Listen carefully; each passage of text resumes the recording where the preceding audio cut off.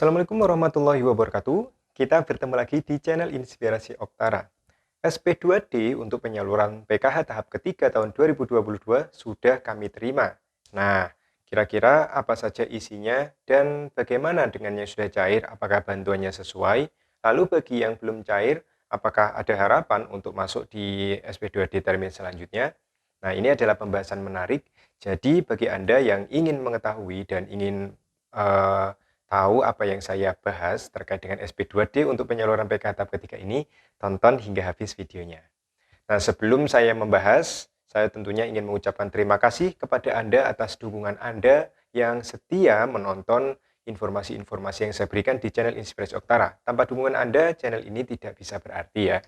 Dan saya ucapkan selamat datang, selamat menonton informasi yang saya berikan di channel ini. Bagi Anda yang baru bergabung, selamat bergabung. Dan jangan lupa dukung channel Inspirasi Oktara agar channel ini bisa berkembang lebih baik lagi tentunya. SP2D untuk penyaluran PKH tahap ketiga akhirnya sudah ada di tangan masing-masing pendamping PKH seluruh Indonesia. Tentunya bagi Anda yang bertanya-tanya, kira-kira nama Anda yang masuk di SP2D ini bantuannya sudah sesuai atau tidak, Anda bisa langsung menanyakan kepada para pendampingnya.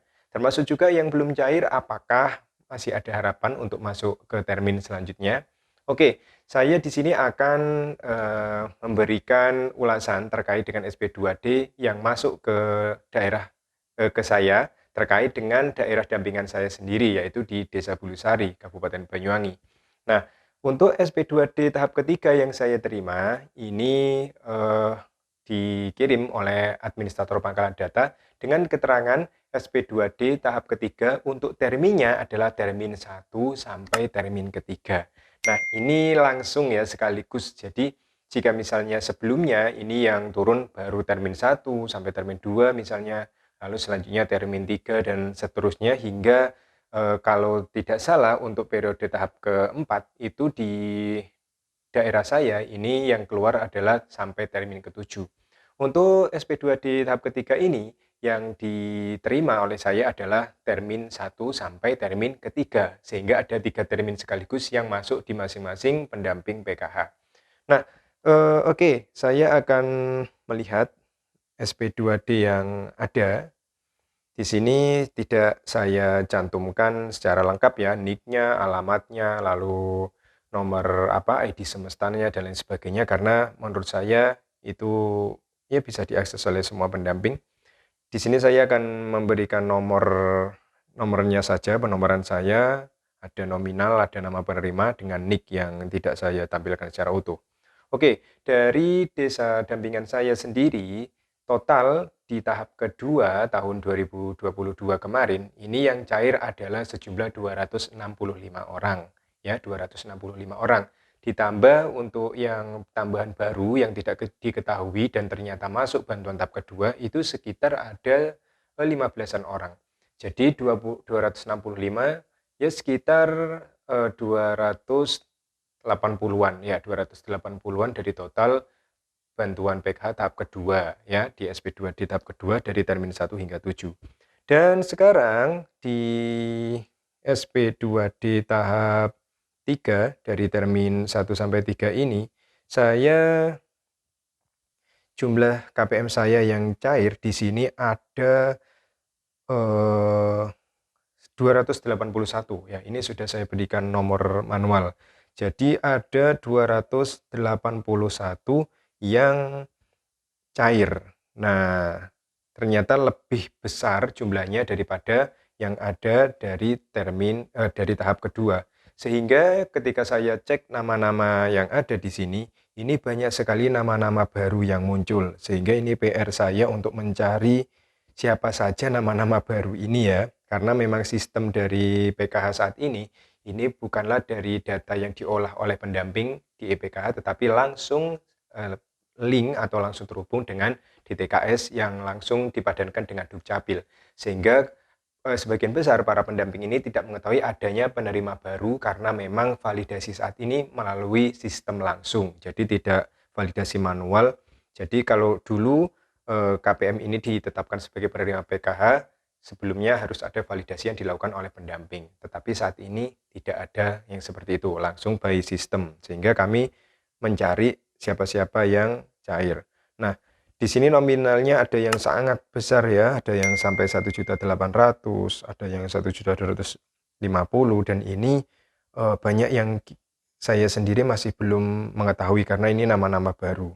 Nah, ini nanti akan kita pelajari, dan jika di lapangan nanti ternyata nama-nama baru yang ternyata sudah mampu, maka ini akan diverifikasi kelayakan. Ya, bisa dikatakan tidak layak jika misalnya ditemukan ini di lapangan sudah sangat mampu atau sejahtera. Jika masih layak untuk menerima bantuan, ya tetap berlanjut seperti itu. Nah, kesimpulan untuk tahap ketiga ini, ya saya tutup dulu. Untuk kesimpulan untuk SP2 di tahap ketiga ini, ternyata dari termin 1 sampai termin 3 yang saya terima, ini jumlahnya sudah lebih ya dari jumlah penerima di tahap kedua, dari termin 1 sampai 7. Sehingga secara otomatis di tahap ketiga dari termin 1 sampai 3 ini sudah memenuhi kuota, ya, kuota untuk dampingan saya sendiri. Tapi di lapangan memang masih banyak yang WA yang berkirim pesan kepada saya bahwa bantuannya ini tidak cair, sudah lama tidak cair. Berarti seperti yang sudah saya sampaikan sebelumnya, maka untuk mereka-mereka yang namanya tidak ada di dalam SP2D untuk sementara ini tidak dipilih oleh Kementerian Sosial, alias Anda bukan lagi sebagai penerima PKH. Nah, penerima PKH adalah mereka yang ditetapkan oleh Kemensos, baik dari SK maupun SP2D. Sehingga tentunya para pendamping ini mohon maaf kepada para penerima manfaat sebelumnya yang memperoleh bantuan ternyata tidak cair di tahap ketiga ini, maka kami mohon maaf nama Anda ini tidak dipilih oleh Kementerian Sosial sebagai penerima PKH. Ya, seperti itu.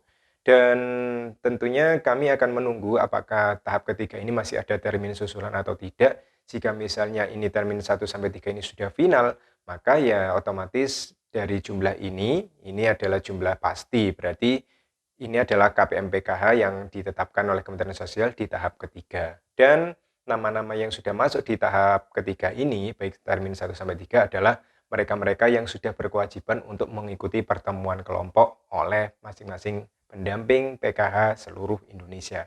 Jadi siap-siap Anda harus mengikuti pertemuan kelompok, jika tidak maka verifikasi kelayakan Anda ini dianggap tidak layak untuk menerima bantuan PKH. Nah, bagi Anda yang penasaran, silakan Anda bertanya di masing-masing pendampingnya, karena SP2D ini sudah sampai di tangan masing-masing pendamping ya. Dan saya pribadi tentunya tidak bisa mengecekkan, apalagi bagi Anda yang berada di luar wilayah dampingan saya. Jika masih satu kabupaten, insya Allah kita akan membantu. Tapi jika di luar kabupaten dampingan kami, ini maka dikembalikan kepada masing-masing pendamping yang ada di wilayah setempat. Oke, semoga informasi ini bermanfaat. Terus dukung perkembangan channel Inspirasi Oktara agar channel ini bisa berkembang lebih baik lagi di masa yang akan datang. Saya akhiri, wassalamualaikum warahmatullahi wabarakatuh.